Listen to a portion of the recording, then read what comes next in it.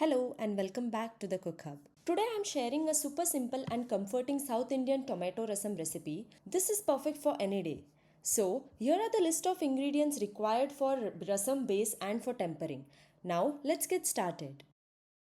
Let us start by boiling the tomatoes. Add the chopped tomato into a pot with 2 cups of water and a little salt to taste.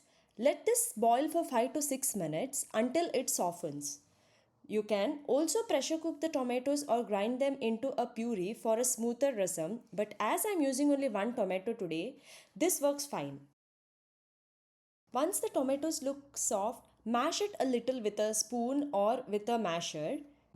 Next, add in 3 green chilli, 1.5 teaspoon of Jaggery powder and about half tablespoon of rasam powder for that authentic flavor. Mix everything well and let this boil until the foam on top disappears. That is when you know it is ready. Lastly, add in some chopped coriander leaves. Turn off the flame and cover this with a lid. Do not overboil. Now, for the tadka, heat a teaspoon of oil or ghee.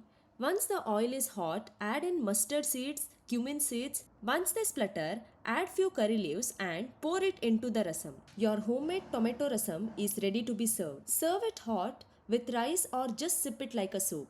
If you enjoyed this easy recipe, don't forget to like, share and subscribe to the CookHub.